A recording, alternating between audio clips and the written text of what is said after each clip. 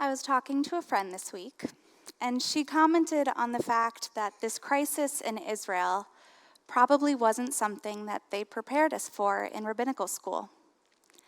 I initially agreed this situation that we're in right now is impossibly challenging for any rabbi or cantor or Jewish professional, but it's especially hard for someone fresh off the bema of ordination.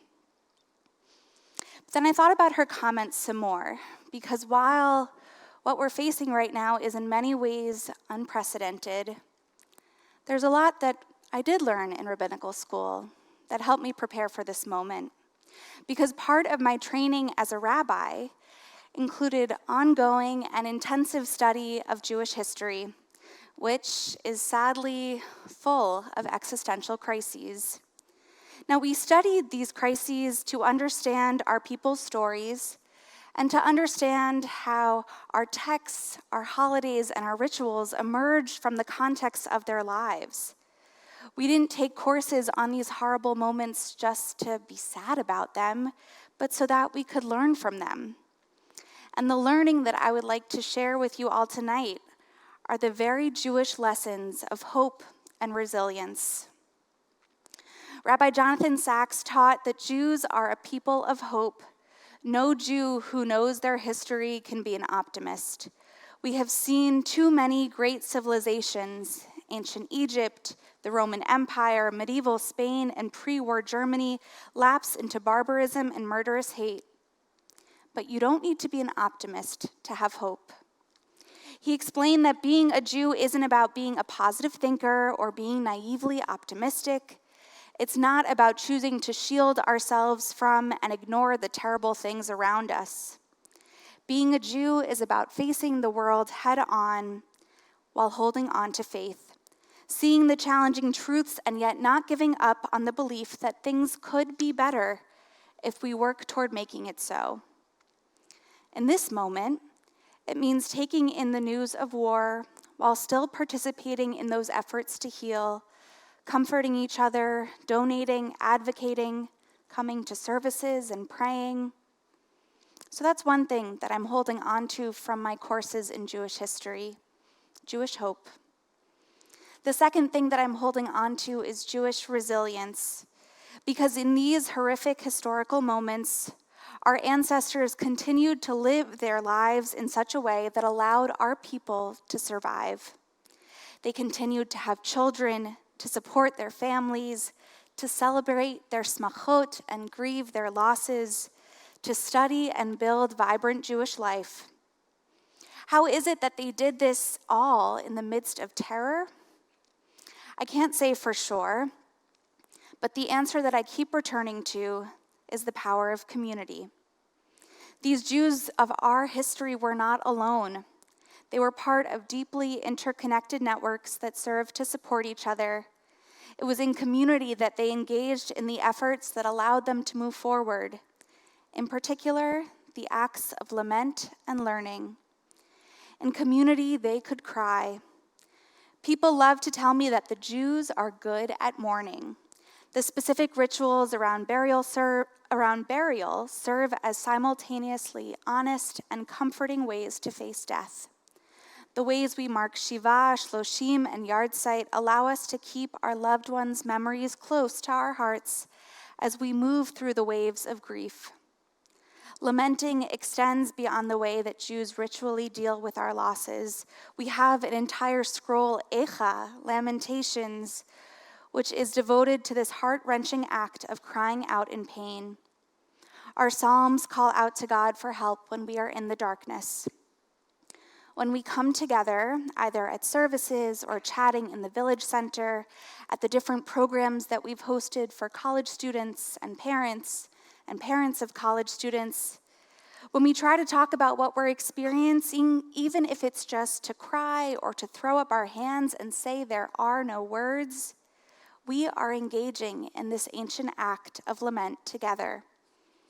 Like our burial practices, these acts of honestly reckoning with our pain, actually have the power to comfort us too. In community, our ancestors could also learn. In times of crisis, Jews have always studied in memory of loved ones or with hopes for healing. There are mystical teachings that encourage Torah study as a way to elevate souls or end illnesses. But Torah study can also strengthen us, the learners. When we learn, we are enriched, and hopefully these lessons that we get from Torah help us navigate the world with greater compassion and righteousness. And so I want to teach just a bit of Torah in the hopes that, like it did for our ancestors, it will give us strength in this difficult time. This week in Parashat Vayera, we learn more about Abraham as he's on his journey, becoming the father of the Jewish people. Among the many narratives that we read in this parsha is the story of Sodom and Gomorrah, two cities so full of evil that God wants to wipe them out. Abraham can't stand by this, and so he stands up to God. He says, "If I can find 50 righteous people, will you spare them all?" Now, Abraham is brave, and what he does in this moment teaches us that we too need to stand up and speak out when we see that things are wrong. So we cry out for the release of hostages, for the safety of Israelis, for humanitarian aid for Palestinians that goes directly to them, for the safety of Jews at home and abroad, for the heartbreaking loss of innocent lives in Israel and in Gaza. If Abraham can talk to God and cry out for justice and safety, we too can find our voices. From Abraham's example, we also learn that even in the face of mounting evidence to the contrary, we can still hold on to humanity's goodness. Rabbi Sachs said that being a Jew is not about naive optimism, and Abraham embodies this teaching that being a Jew is about having faith. He believed that he could find 50 righteous people in Sodom and Gomorrah. He believed that he could find 40 when they couldn't find 50. And when that proved impossible, he still held on to faith. He wasn't willing to give up on an entire group of people. I find myself holding on to this spark of hope as well. In the face of all this death and destruction, the violence and vitriol on social media, and especially on college campuses, I am holding on to my belief that the Jewish people still have allies, that America is still a safe place for Jews, that the escalation and chaos of terror and hate will be eradicated. Despite Abraham's faith, God did end up destroying Sodom and Gomorrah.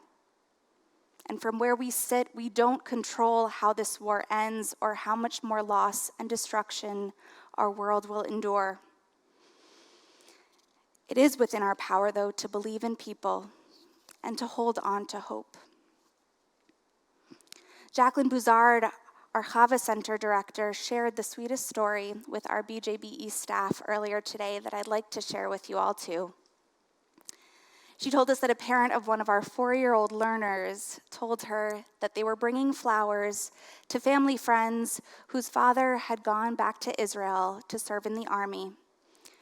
The 4-year-old asked why they were doing that, and without going into too much detail about the war itself, this mom explained that their friend's dad was in Israel because he was fighting to protect the Jewish people.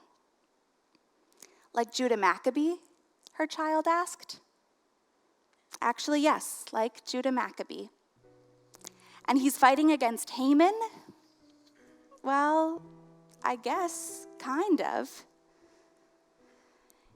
Even if our learner conflated Hanukkah and Purim, the mix-up is actually a beautiful demonstration not only of the amazing learning that's happening in our Chava Center, but also of this essential part of our people's narrative.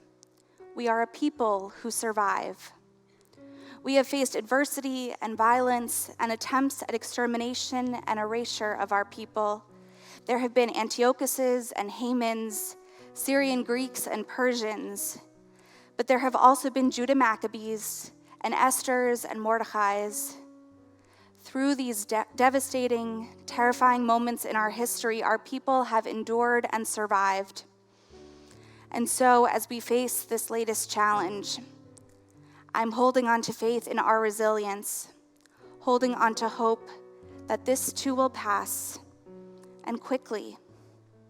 Let it be so. Lu Yahi.